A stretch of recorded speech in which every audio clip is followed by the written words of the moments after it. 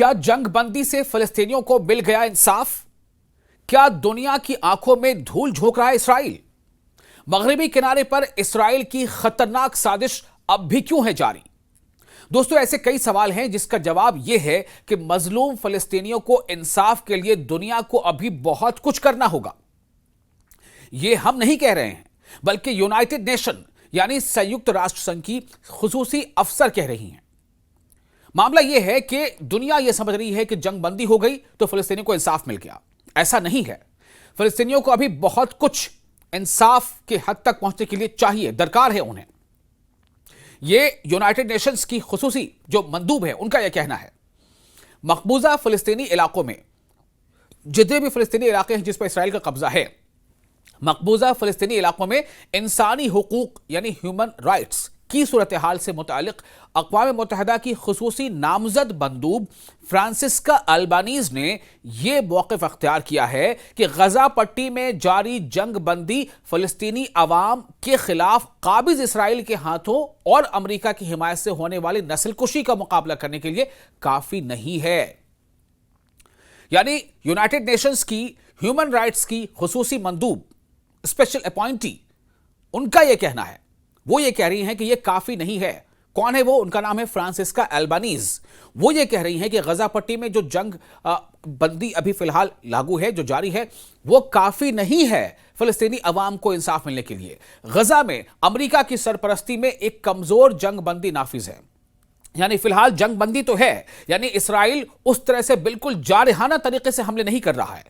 हालांकि बीच में कई ऐसे मामले आ चुके हैं जो फिलिस्तीनी अथॉरिटी का कहना है कि लगभग 50 छोटे बड़े खिलाफ वर्जियां यानी सीज फायर का वायलेशन इसराइल की तरफ से किया जा चुका है। फिर भी वो बड़े पैमाने पर जो जंगबंदी यानी कि जो जंग हो रही थी या बड़े पैमाने पर इसराइल के तैयारे फाइटर जेट्स बम गिरा रहे थे रात दिन, उसमें कमी है। जंगबंदी नाफिज है फिलहाल। तो गजा में अमेरिका की सरपरस्ती में जो जंगबंदी नाफिज है उसे वो बता रही कि वो बहुत कमजोर है, जिसका मकसद 2 साल से जारी नस्लकुशी की जंग को खत्म करना है और इसमें इस्राएली कैदियों की लाशें वापस करना और बाद में इसकी दोबारा तामीर की तैयारी के तौर पर गजा पट्टी में मजीद इंसानी इमदाद दाखिल करने की इजाजत देना शामिल है। जो फिलहाल अभी जंगबंदी नाफिज है उसका ये मोटो है।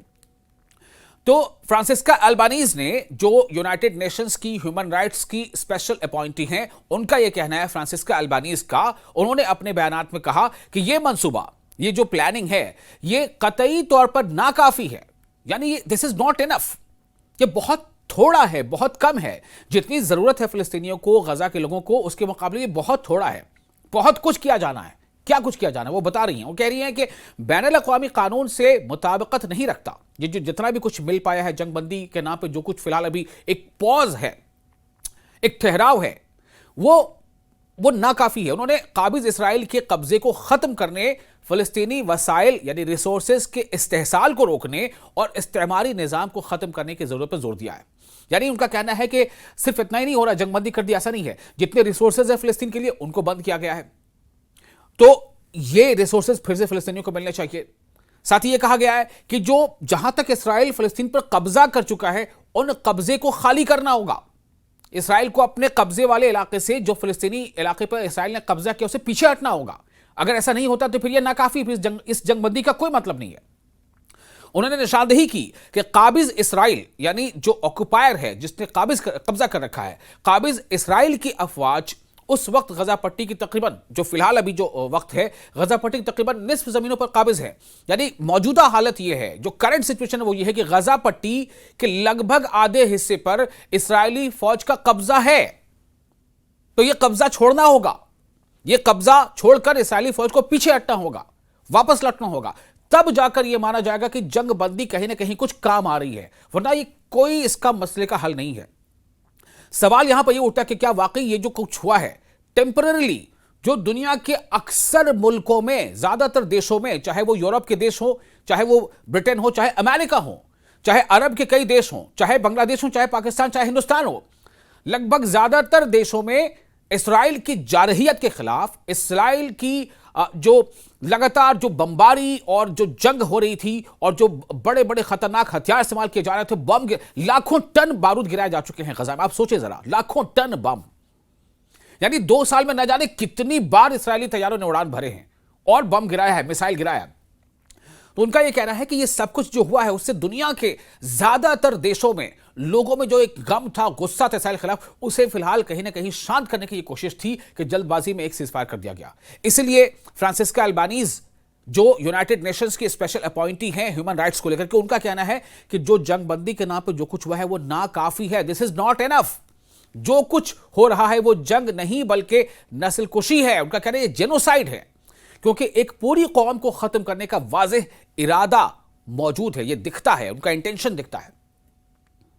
फ्रांसिस्का अल्बानीज इस वक्त जनूबी अफ्रीका में मौजूद हैं ताकि 25 अक्टूबर को सालाना नेल्सन मंडेला लेक्चर में शिरकत कर सकें। यह बयान एक ऐसे वक्त में सामने आया है जब प्रेटोरिया ने आलमी अदालत इंसाफ में काबिज इसराइल के खिलाफ एक मुकदमा दायर कर रखा है, जिसमें इस पर गजा में इज्तिमाई कत्लेआम का इर्तिकाब करने का इल्जाम है। यानी कि इसराइल पर यह इल्जाम है इंटरनेशनल कोर्ट ऑफ जस्टिस में कि इसराइल ने गजा में कत्लेआम किया, जेनोसाइड किया। वॉर के भी अपने कायदे कवानीन होते हैं, कुछ नियम होते हैं, उससे अलग हटकर बिल्कुल नस्ल कुशी, जेनोसाइड, कत्लेआम ये किया है, ये इल्जाम लगाया गया। अक़वाम मुत्तहिदा यानी यूनाइटेड नेशंस यानी संयुक्त राष्ट्र संघ की नामजद मुकर्ररा गुज़िश्ता जुलाई से काबिज इसराइल के हवाले से अपने मौक़िफ़ और खुली तनकीद की वजह से अमेरिका की पाबंदियों के जद में है, और वो आइंदा दिनों में अपनी नई रिपोर्ट अक़वाम मुत्तहिदा को पेश करने वाली है।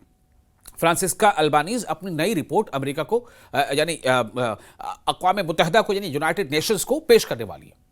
अपनी रिपोर्ट के जो शुरुआती जो उनका अपना मसौदा है उसमें, जिसे बैनुल अक़वामी तंजीम ने अपनी वेबसाइट पर शाया भी किया है, अल्बानीज ने इसराइल के बारे में जो ऑक्युपायर है, जिसने फ़िलिस्तीनी हिस्से पर कब्जा कर रखा है, उन्होंने लिखा है कि काबिज इसराइल को मगरबी हिमायत को तवील अरसे की मिली भगत की इंतहा करार दिया। यानी उनका कहना है कि इसराइल जो कुछ कर पा रहा है उसको वेस्टर्न कंट्रीज का सपोर्ट मिलता रहा है। वो कह रही हैं, ये मैं नहीं कह रहा हूं, ये यूनाइटेड नेशंस की ह्यूमन राइट्स के स्पेशल अपॉइंटी फ्रांसिस्का अल्बानीज कह रही हैं कि इसराइल जो कुछ कर रहा है उसमें इसराइल को मगरबी ममालिक का सपोर्ट लंबे वक्त से मिलता जा रहा है। अक़वाम मुत्तहिदा के मुहक्किकीन, जितने भी रिसर्चर्स हैं, और कई हुकूक इंसानी यानी ह्यूमन राइट्स की तंजीमें, जिनमें एमनेस्टी इंटरनेशनल और ह्यूमन राइट्स वॉच शामिल हैं, काबिज इसराइल के हुक्काम पर गजा में इज्तिमाई कत्लेआम यानी कि जेनोसाइड, सामूहिक हत्या, इज्तिमाई कत्लेआम का इर्तिकाब करने का इल्जाम लगाती हैं, जिसकी तरदीद काबिज इसराइल करता है। इसराइल पर उसका खंडन करता है कि नहीं ऐसे गलत है जो हमारे बारे में गलत कहा जा रहा है। इसराइल जो कहता है और इन इल्जामात को मस्खशुदा और झूठा करार देता है, और इल्जाम लगाने वालों पर सांप दुश्मनी यानी कि एंटी सेमेनिज्म का इल्जाम आयद करता है, यानी वो ये लोग यहूदी मुखालिफ हैं या फिर इस तरह की चीज़ें हैं। ऐसी बातें सामने आती हैं। अब आप सोचिए कि यही वजह थी कि चूंकि जो ये अपनी रिपोर्ट पे ये बातें कह रही हैं कि इसराइल जो कुछ कर रहा है उसमें उसको कई वेस्टर्न कंट्रीज का लगातार साथ मिल रहा है, इसलिए इसराइल इतना कुछ कर पा रहा है गजा में, फ़लस्तीन में, इस तरह से वो जो है जुल्म कर रहा है। तो इसी वजह से बहुत सारे वेस्टर्न कंट्रीज की जनता, वहां की आवाम सड़कों पर आ गई और अपने मुल्क के, अपने देश के हुक्मरानों से, अपने देश के जो सत्ता में लोग बैठे उनसे ये अपील किया कि आप इसराइल का साथ देना बंद करो, आप इसराइल के साथ ट्रेड बंद करो, आप इसराइल को मिलिट्री एड देना बंद करो, आप इसराइल को ह्यूमैनिटेरियन एड यानी इसराइल को जितने भी तरह की रिलेशंस इसराइल के साथ हैं या उनको जो मदद करते हो बंद करो, क्योंकि उनको उन देशों के लोगों को एहसास हो चुका था। उसमें कई नाम हैं, उसमें इटली भी है, उसमें स्पेन भी है, उसमें ब्रिटेन भी है, उसमें जर्मनी भी है। इन देशों में जो प्रोटेस्ट हुए हैं, जबरदस्त प्रोटेस्ट हुए। यहां तक कि एक ताजा सर्वे अभी है जो सर्वे रॉयटर्स और इप्सॉस ने मिलकर किया है। ये ताजा सर्वे की रिपोर्ट आपको बता रहा हूं, उसकी उस पर मैं अलग से एक वीडियो भी बनाऊंगा। उस सर्वे में, अमेरिका में जो सर्वे किया गया है उसमें पता है क्या पता चला है? उसमें 59% यानी 59%, 59% सर्वे में जिन लोग सवाल किया गया, 59% का ये मानना है, ये कहना है कि फ़लस्तीन को एक अलहदा रियासत मिलना ही चाहिए। फ़लस्तीन यानी Palestine should be declared as a separate country, separate state. ये 59% ऑफ अमेरिकी ये मानते हैं।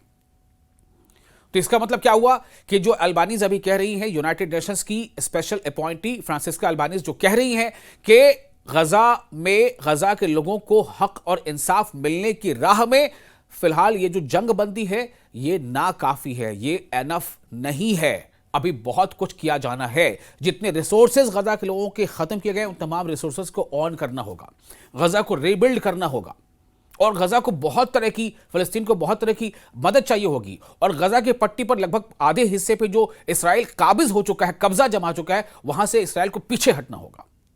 क्या दुनिया के ममालिक, दुनिया के देश इसराइल पर इस तरह का दबाव बनाएंगे जबकि खुद यूएन की एक एजेंसी ये रिपोर्ट दे रही है? सवाल सबसे बड़ा यही है।